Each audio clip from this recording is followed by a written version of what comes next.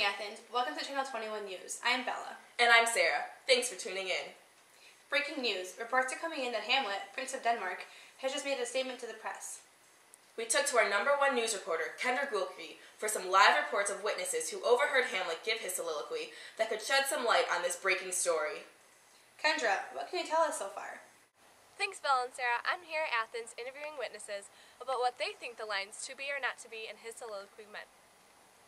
Is like to be or not to be. Whether or not to put yourself out there and do something and take action. To be or not to be. Like, should I exist? Should I not? Like, he's probably pretty bummed out. To be or not to be. Life or death. Should I be a teacher or not be a teacher? So maybe it's whether or not he should kill his uncle. To be alive or to not be, or like to kill someone like for power, I guess. So Hamlet's to be or not to be is based on the fact that Hamlet's uncle killed his father, and he's really trying to get through his depression and like almost anxiety about the killing of his dad by his uncle, who claims that he loves him and everything like that. I've heard a wide range of answers for what people think Hamlet is talking about.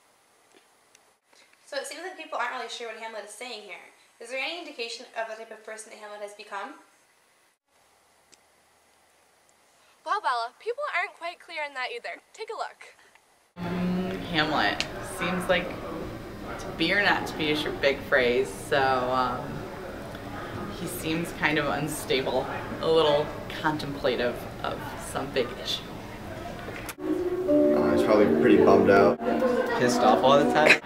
Young and like kind of like confused maybe, since his dad was killed by his uncle.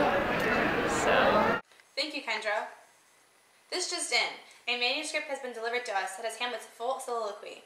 With us is Rachel Renew, a psychologist and foremost critic. Rachel, what does the soliloquy as a whole reveal about Hamlet and the lines to be or not to be? Thank you, Sarah. In order to fully understand what Hamlet means here, we need to look at Hamlet's mental state. His thoughts juxtapose between wanting revenge, yet he struggles with carrying out this action. We have him on record as saying, quote, "Thus conscience does make cowards of us all. With this regard, their currents turn awry and lose the name of action," end quote. If we look closely at Hamlet's rhetoric, he strategically implements coward as an aphorism. The connotation of coward further exemplifies Hamlet's indecisiveness as well as his self-deprecating nature. A coward is weak and unable to act upon any courageous implications to do what is noble. Hamlet is blatantly aware of this inability to make a decision, in which he, in turn, leads to him pushing Ophelia and his mother away. When Hamlet begs the question to be or not to be, it is a direct juxtaposition of his mental state. So what you're saying is that Hamlet's rhetoric actually shows his inability to make decisions? Yeah, no, that's exactly it. Hamlet's certainty through this part of his life begins to see a steady decline. It seems like something that's been coming up a lot is this general theme of uncertainty. Talk about that. His words I mentioned above, as well as the line "to be or not to be," are both examples of his indecisive nature, whether it be staying alive or killing another. If we look at Hamlet's life as a whole, we see this general ideology as a prevalent reoccurrence. It is not something that shows up only in the story we broke. Rather, it is something that is common mindset for Hamlet and things we've seen in the past from him. How would you say this uncertainty affects Hamlet's ability to make decisions? Well, that's it. Hamlet's indecisiveness is making him prolong the inevitable. Something must be done within this royal family, but he is keen on procrastinating the competition altogether. These currents that Hamlet talked about are referring to one's intentions. You see, our intentions are the driving force that push us along, or, as Hamlet put it, a moving river. But our intentions can always be misconstrued, as did Hamlet's, and lose their course. Intentions without actions are useless. And it seems to me that Hamlet has yet to figure that out. Very interesting. Back with us live to give more insight is news reporter Kendra Gulke. Kendra, I know you have been doing more research on this story. What can you tell us about Hamlet's inability to motivate himself? I'm glad you asked, Sarah. When we look at Hamlet's choices in their entirety, he simply does not take action.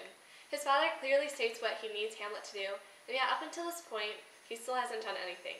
He sulks around his castle, disengaged from everything around him. I'm worried there will be a time when it'll be too late to fix the situation altogether. It'll be interesting to see how things play out from here. Seems to be Hamlet is stuck in a downward spiral. His procrastination and depression are not only affecting himself, but the fate of everyone around him. Is it too late for the ultimate solution?